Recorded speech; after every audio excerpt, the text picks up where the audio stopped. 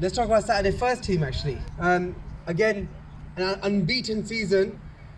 That's now two seasons where they have not been beaten, and they've again had another promotion. So guys, massive well done to that. Not many teams have achieved this. 2 seasons to go unbeaten. It's an absolutely brilliant achievement. So well done Awais and the rest of the team. Equally at the same time,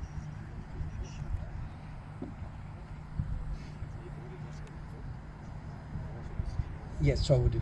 Also at the same time, our Saturday second team as well, again, this season has also had a double promotion this year and last year. So well done to the Saturday second team, which is led by Siraj and the troops.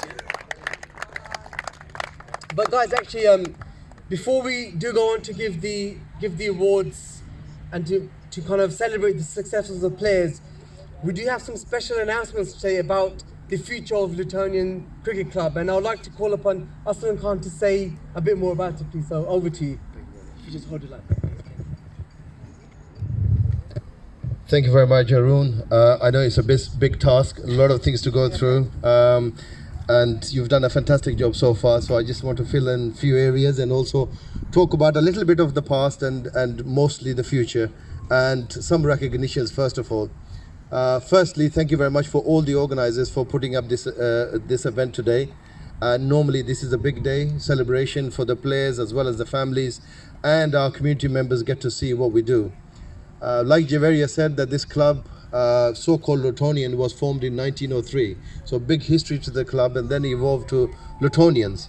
And when we came to formation, and thanks to our members as well as Luton Borough Council for supporting us, and that transition from our ordinary club to our professional club, where you're sitting here around this ground, £150,000 was spent and invested because of this development. What you're seeing here today, it wouldn't have been possible. That clubhouse that you see there, everything has been renovated inside, from changing rooms to kitchen facilities. Again, that needed a lot of investment. And so again, thank you to our leader, my colleagues, and everyone else who've been supporting the club behind the scenes. And to move forward, I will talk about what we need and how I will be trying to bend the air. But you know, this club wouldn't be running, and it wouldn't be possible to continue the success. This club within 8 years is probably the most successful club in the county, and I'll go through the reasons why. It has become a feeder club for the cricket to county, and we've seen already some of those successes. And you heard earlier, there's about at least 7-8 of our kids currently going on cricket trials playing for the minor county. We've held a cricket trials program here, even with Peshawar Zalmis. You saw there was about 2,000 people, and they came from all over the country. And you can see how not Luton just feeding the players to local counties, but also to the cricket nationally and internationally. Our another star player sitting over there, Zaid, unfortunately he's over that bracket of 27, but let me tell you, he is better. He is better, probably the most talented cricketer that we've produced so far. Even in my view, he's more talented than Kashif Ali. Kashif Ali was very fortunate. He got picked up at the right time, and that's what we want to do. We don't want to miss those opportunities and do this service to people like Zaid, who couldn't quite make it because those age barriers. But he's good enough to play for KPL, PSL, or any other franchise, and I'm doing my level best to try to support it. Inshallah, we're trying to get him in some kind of a system. But each one of these kids are good enough, and when we look at the South Cup, when Haroon mentioned South means anything from Birmingham all the way down to South Coast, and our under 9s. And under 11s actually won that cup. That you must take so much pride. This takes a lot of skill, a lot of development. And Sajid, bhai, we can't thank you enough, because he's been the head coach, and if he wasn't around, some of this development wouldn't take place. And people like Atsaz, people like Haroon, who brings in money, marketing, and even people like Siraj. He's a community police officer for us, but at the same time, he gives his personal time.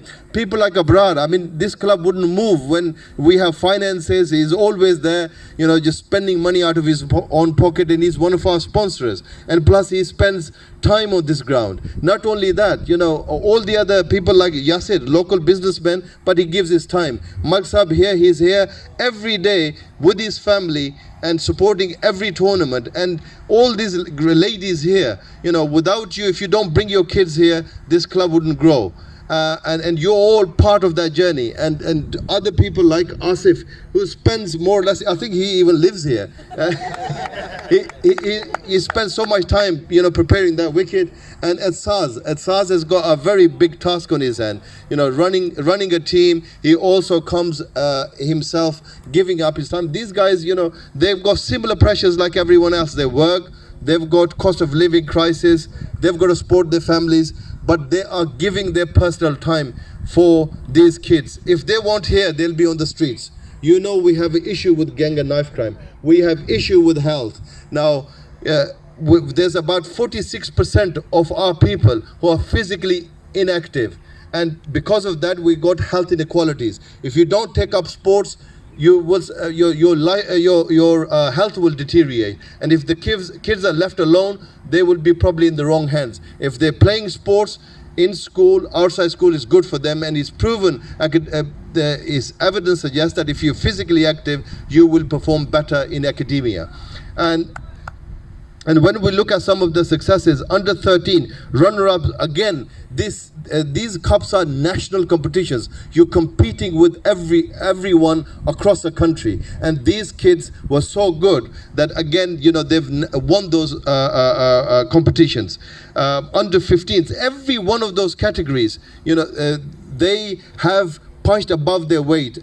Clubs up there and around Bedfordshire, everyone is trying to do the same job. The reason we're successful because of these passionate people and because of your dedication. Now, moving forward, this net here has been very good, cost us £40,000, is serving, is doing his job. But that square over there, when other teams come and play, they score us down. They're saying it's not good enough. It's not good enough to play. We've done everything that we could. These guys have, you know, tirelessly worked to try to improve the standard. The soul is the council, but the amount of usage that we get, because this is the only communities club, not just these kids, it's all the teams throughout the midweek actually use this, so the wear and tear is far higher. What this needs is more investment to dig the pitch up and lay a new one, and that needs funding. And what we want is everyone here looking at the need. We need some investment. We've got some business people today, they have committed because we need a full-time groundsman. These people alone can't do it. So people like Muhammad Nasser, there's another friend of mine who's come over from Ideal Properties. They've committed £500 towards that cost. Atiq Malik and Faisal committed £500.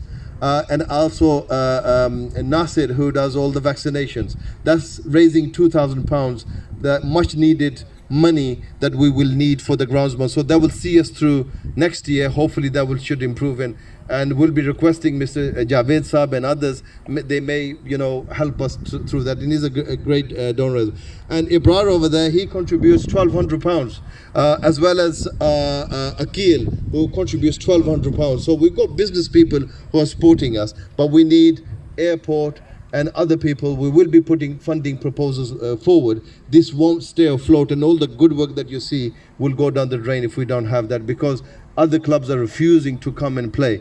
Our Saturday team, because Brian Hearts is the most competitive league that you find, and that team has consecutively won each year, and this year they've done wonders. And that guy Zaid, again, he scored about 1,000 runs last year and 1,000 runs this year. Some of the professionals from around the world actually play in that league. That's the level of standard we're talking about. So our facilities have to increase.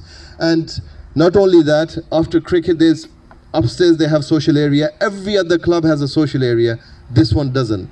And we've got our architect to put a plan together to make that compound into a social area. We'll be trying to fundraise and also again to put in a proposal forward for firstly get the planning and then get that social area in place. It's not going to be lots of money. It just needs some commitment. We're very confident we'll make that happen. Once those facilities are here, this club will go places.